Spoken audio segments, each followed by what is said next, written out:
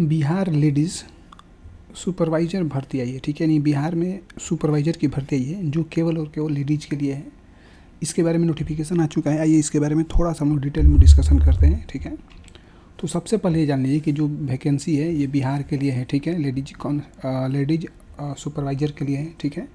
बस फीमेल इस फॉर्म को अप्लाई कर सकती है और जो भी पोस्ट है वो डिस्ट्रिक्ट वाइज है। ध्यान से देखते चलते हैं, ठीक है। आइए तो सबसे पहले जहानाबाद के बारे में जानते हैं, ठीक है। जहानाबाद के जो आवेदन करने की तिथि है 17 मार्च से 9 अप्रैल तक है, ठीक है। अनुसूचित जाति की बात करेंगे तो इसमें 3 सीट हैं। अनुसूचित जनजाति के लिए एक भी सीट नहीं है। अत्यंत पिछड़ा वर्ग के लिए 3 है, पिछड़ा वर्ग के लिए 1 है और अत्यंत वर्ग की मतलब पिछड़े वर्ग की जो महिला है उनके लिए 1 है, ठीक है। इस तरीके से आर्थिक रूप से कमज़ोर के लिए 1 है और अनारक्षित के लिए कितना है, 4 है। ध्यान से सुनते चलेंगे क्योंकि वैकेंसी डिस्ट्रिक्ट वाइज है, ठीक है। अरवल की बात करेंगे तो इसमें जो आवेदन करने की जो प्रक्रिया है मतलब डेट है वो 10 मार्च से 29 मार्च तक है, ठीक है। ध्यान से सुनते चलेंगे। और इसमें अनुसूचित जाति की सीट है 2, अनुसूचित जनजाति कुछ भी नहीं है इसमें। अत्यंत पिछड़ा वर्ग के लिए 2 है, पिछड़ा वर्ग के लिए भी 2 है। और यहाँ पर देख सकते हैं कि पिछड़े वर्ग की जो महिलाएं हैं इनके लिए एक भी सीट यहाँ पर नहीं जोड़ा गया है। आर्थिक रूप से जो कमज़ोर है उसके लिए 1 है और अनारक्षित वर्ग के लिए 5 है। ये अरवल के लिए था। थोड़ा सा और हम लोग जानेंगे खगड़िया के बारे में, ठीक है। इसमें जो है 18 मार्च तक डेट है, मतलब इसका देख सकते हैं तो ये बीत चुका है, ठीक है। तो इसके बारे में बताने से कोई फ़ायदा नहीं है। आगे चलते हैं हम लोग। इसकी तिथि फरवरी तक है, ये भी इस तरीके से दिया है, ठीक है। आप लोग इसको देख लीजिएगा, ठीक है। ये 10 जनवरी तक है जिसमें कुल 10 जनवरी 2025 तक था जिसमें 42 सीट है, ठीक है। और इसमें 18 फरवरी तक था, मतलब कुछ कुछ ऐसे सीट है जो कि आपको अभी मार्च तक है उसके हिसाब से हम बताते हैं, ठीक है। एक बार आप लोग अच्छे से चेक कर लीजिएगा तब आप लोग इस फॉर्म को अप्लाई कर सकते हैं, ठीक है। हम लोग मेन चीज़ पर आते हैं। आयु की गणना किस तरीके से होगा तो निर्धारित जिले के आधार पर जो भी नोटिस है उसके आधार पर होगा, ठीक है। वही चीज़ है न्यूनतम आयु और अधिकतम आयु।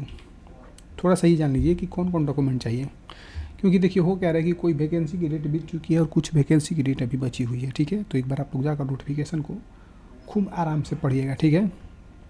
इसके लिए 10वीं क्लास का मार्कशीट चाहिए, जाति प्रमाण पत्र, निवास प्रमाण पत्र और आय प्रमाण पत्र चाहिए।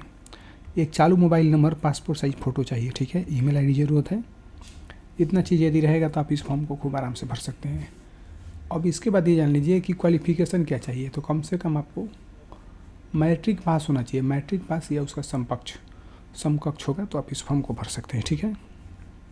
इसके अलावे चयन वर्ष की 1 जनवरी को 10 वर्ष का कार्यकाल होना चाहिए, अर्थात 1/1/2025 को 10 वर्ष की सेवा होनी चाहिए, यानी कि वही लोग इस फॉर्म को भर सकते हैं जो जिनके पास 10 साल का अनुभव है, ठीक है।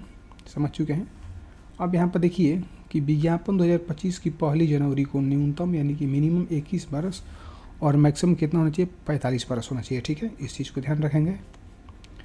थोड़ा सा और डिटेल में जानेंगे तो कौन कौन इस फॉर्म को भर सकता है। भारत सरकार या बिहार सरकार द्वारा मान्यता प्राप्त किसी भी मतलब कहीं से भी है तो इस फॉर्म को भर सकते हैं, ठीक है। छोटा छोटा नोटिफिकेशन है, देख लीजिएगा कि मैट्रिक परीक्षा के प्राप्तांकों का प्रतिशत निकालें और इसके अतिरिक्त एक्स्ट्रा सब्जेक्टों को नहीं जोड़ा जाएगा, ठीक है। यानी कि जो भी मैट्रिक का एग्ज़ाम है बस उसी को जोड़ा जाएगा और भी आप कोई डॉक्यूमेंट देते हैं, ठीक है। एक्स्ट्रा में मतलब एक्स्ट्रा में समझते हैं ना, कोई लोग एक्स्ट्रा में ऐच्छिक में लेते हैं तो उसको नहीं जोड़ा जाएगा, ठीक है। यानी कि जो मेन चीज़ है कंपलसरी उसी को जोड़ा जाएगा, ठीक है। प्रत्येक अभ्यर्थी को 10 वर्ष की निरंतर सेवा के लिए 10 अंक मिलेगा, यानी कि जिनके पास एक्सपीरियंस है उनको 10 नंबर खूब आराम से मिलने वाला है, ठीक है। इस चीज़ को भी याद रखेंगे।